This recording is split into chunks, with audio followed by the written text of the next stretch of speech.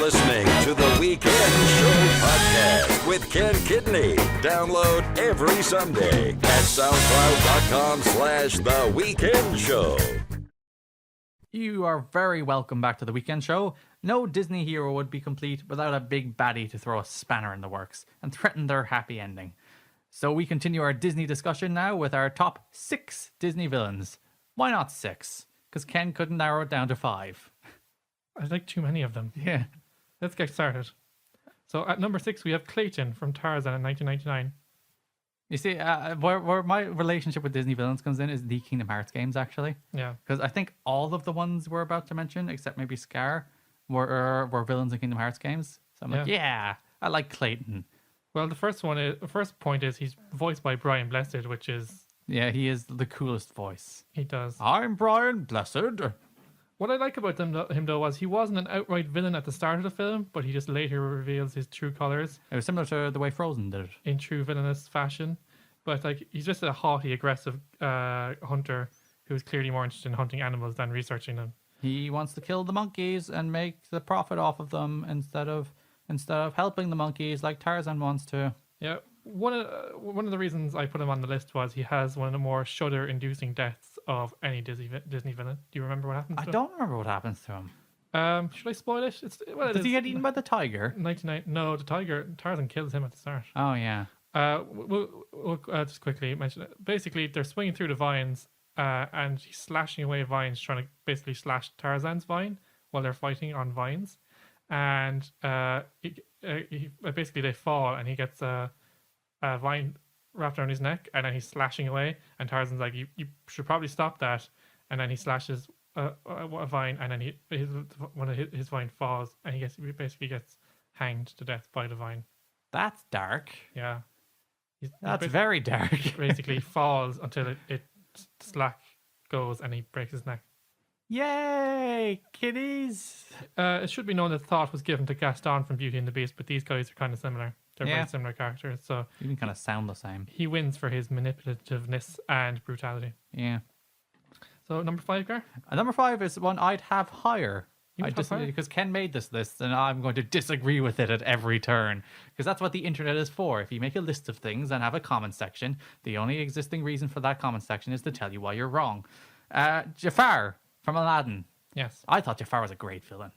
He was. Because he was like, he's a proper villain.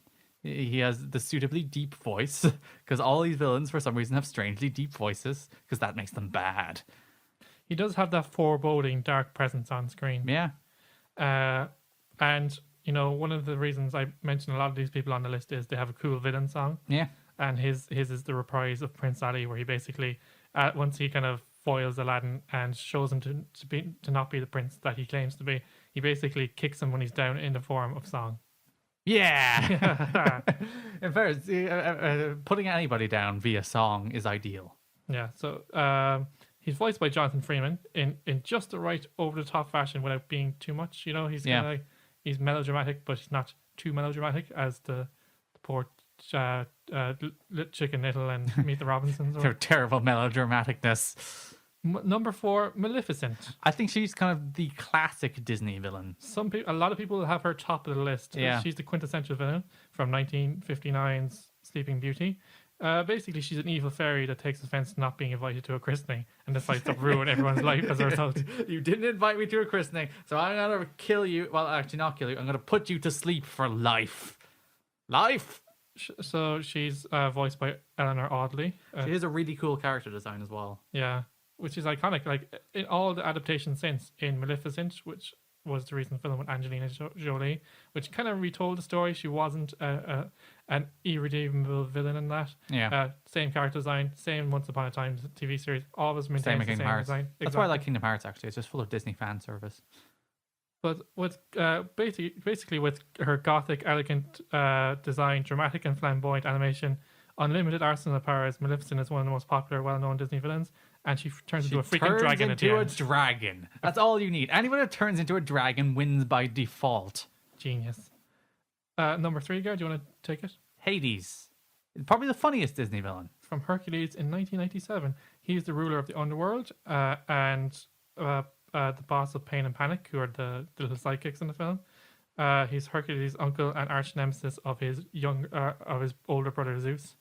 Because more than any other Disney film, he does play for laughs. He does play for laughs, and James Wood is the perfect person. Yeah, James Wood does a tremendous job with Hades. To voice that character. Basically, his plot is to overthrow Zeus and rule atop Mount Olympus in revenge for being shunned and resigned to the underworld, which is basically any Hades plot ever. The crap job Yeah. in terms of all the gods. Run River Styx. He got the god of the dead, basically. Yeah. Hilarious and menacing in equal measure, but don't let his wisecracking fool you.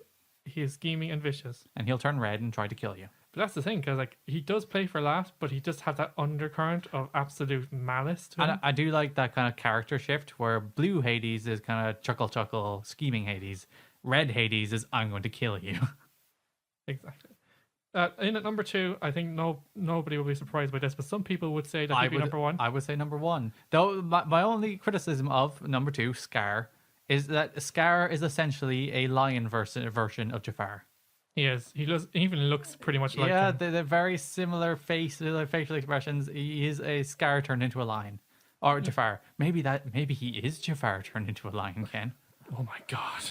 We just blew the whole thing out. Connected universe. Anyway, Scar from 1994 is The Lion King. I don't think anyone doesn't know who Scar is at this stage. Yep. Voiced by the great Jeremy Irons. Tremendous song. Tremendous villain song, which I think is like a badge of honor to all villains. It's like the quintessential, like what makes a good villain into a great villain is pre-prepared. And in credit to Jeremy Irons, he does sing most of that song. Yeah. There is a bit of a high note where he switches to a voice actor. All the way up to the top of Be Prepared. Be prepared. But basically, his motivation is that his brother Mufasa is his younger brother, yet he is the king. Yep. Like he feels like he should be the king because he's the older one.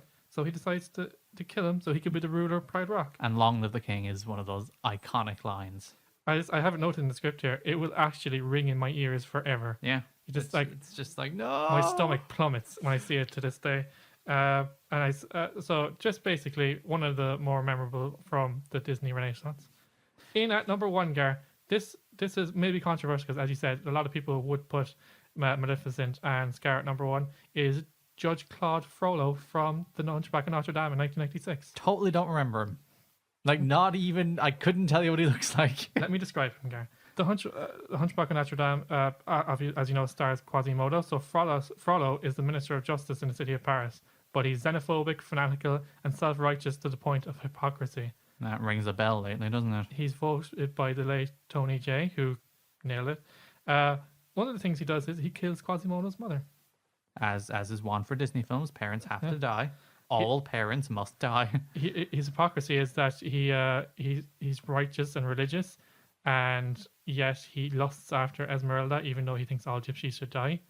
And there's one really callous moment in the film where there's people who harbor the gypsies, so they'd be safe. And what he does is he locks them in their house. He says, "You're under house arrest," and then he sets their house on fire. That's super dark. Yeah. I like when Disney gets super dark. And then he goes to the City of Fools, was where all the gypsies hide. It's like their secret hideaway. And he orders them all to be slaughtered as well. So that's where that Matchbook Girl short comes from, that dark edge of Disney. And I would say that he has probably the best Disney villain song in Hellfire. Don't know it. Is it better than Be Prepared, Ken? Is it really better than Be Prepared? I will be criticized for saying this, but I think it's better than Be Prepared. Oh, I'll listen to it after the show. It's a sneaky netpicks. We're coming up to netpicks after the break, but I would recommend that you watch this. It'll send chills up your spine, and I want you to tell me about this. Tweet me at TWSKK after you're finished. If I think you're wrong, I'll start a Twitter poll. Well, that's our list. Do you agree with our picks? Have we left your favorite out? Let us know and give us your list on Facebook at facebook.com/TWSKK. If you're not part of the Facebook. I nearly got it. You're so close again, Ken. The Facebook one always gets me. Although, if you're listening in Holland, that would sound like me speaking English in a Dutch accent. So I'm being racist as well as crossing the line. You can also tweet us